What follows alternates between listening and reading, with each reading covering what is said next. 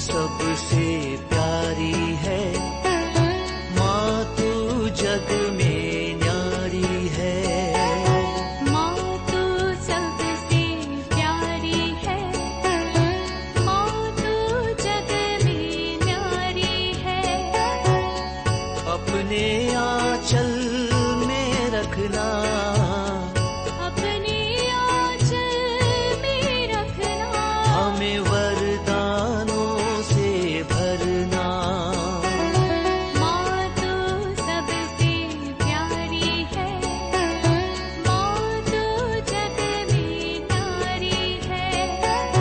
माँ तू सबसे प्यारी है, माँ तू जग में न्यारी है।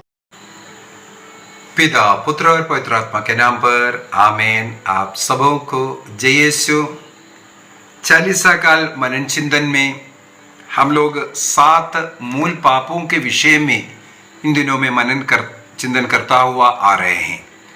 कैथोलिक कलीसिया का धर्म शिक्षा ग्रंथ 1866 में 1866 में 7 मूल पापों के विषय में लिखा हुआ है।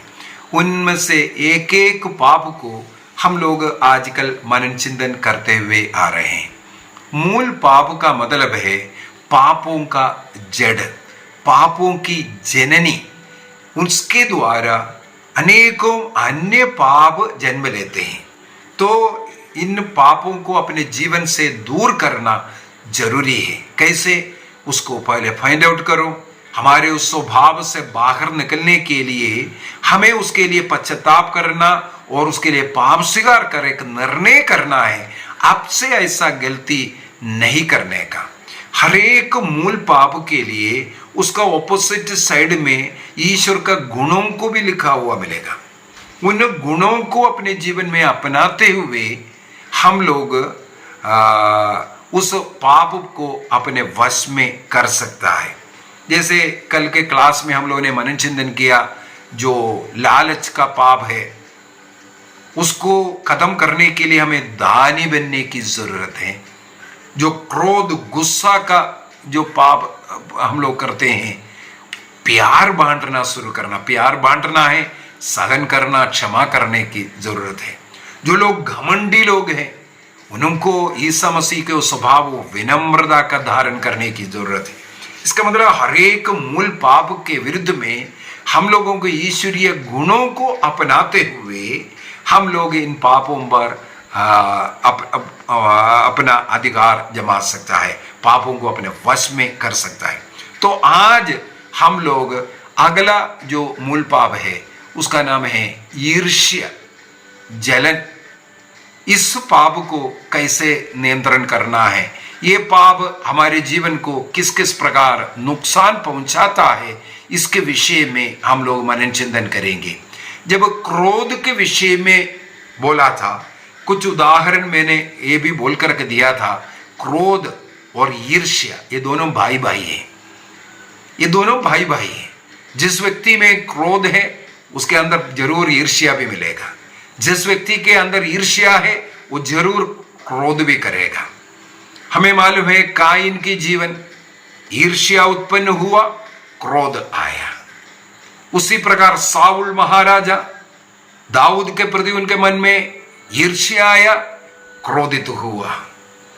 इस प्रकार ये भाई भाई मिलकर के अनेकों के जीवन को बर्बाद करता है।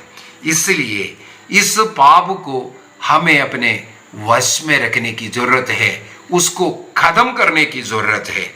इसके विरुद्ध में जिसके मन में भी दूसरों के प्रति जो ईर्ष्या का मनोभाव आता है, दूसरों को ज्यादा प्यार करना शुरू कीजिए, उनके अच्छाइयों को बोलना शुरू कीजिए, उनका गुणगान करना शुरू कीजिए। उनके अंदर जो अच्छाई है, दूसरों में जो अच्छाइयां हैं, उसको अन्य लोगों में बोलना शुरू कीजिए।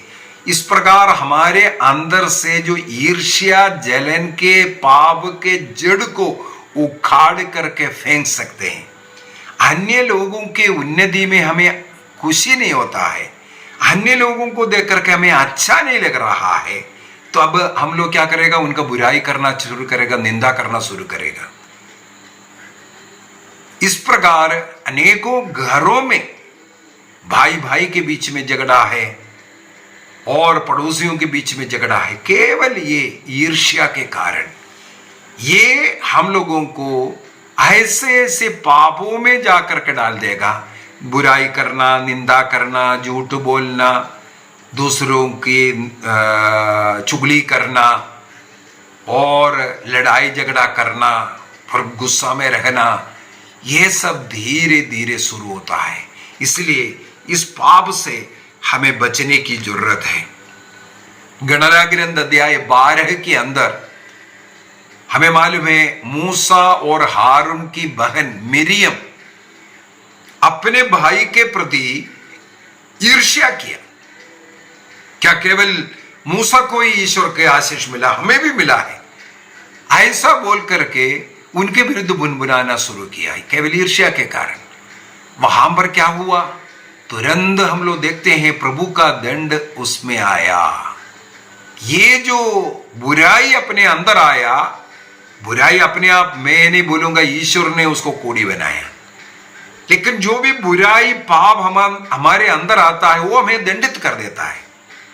इसी प्रकार तुरंत मिरियम कोड़ी बन गया। इस्राएली समुदाय से कुछ दिनों के लिए उन्हें बाहर निकाला गया। मूसा नबी ने प्रार्थना की, अनुरोध किया, तब भी ईश्वर ने सप्ताह भर उनको ऐसा रहने दो ये बोला। दंड मिला है केवल ईर्ष्या के कारण, अपने भाई के ऊपर ईर्ष्या।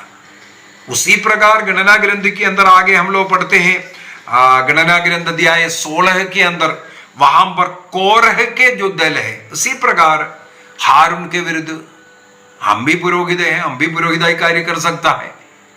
इन पुरोहितों को क्या मालूम है हम मुझसे अच्छा प्रवचन देने वाला है, ऐसे ऐसे बोल करके घमंड करना और ईर्ष्या करना और ऐसा कार्य करने वाला कोरह के दिल को हमें मालूम है करीब 250 लोग भूमि फट करके सब अंदर चला गया, खत्म हो गया। यही कारण ईर्ष्या इस प्रकार का। सुलेमान का सर्वश्रेष्ठ गीत मुझे याद आ रहा है, सुलेमान का सॉन्ग्स चैप्टर 8 में, सुलेमान का सर्वश्रेष्ठ गीत अध्याय 8 वाक्य 16 में, जी हाँ, वहां पर हम लोग पढ़ते हैं, ईर्ष्या अधोलोक जैसे अजय है, उसकी लिपटें अग्नि की लिपटों जैसी है, विद्युत की अग्नि ज्वाला जैसी है। किसका?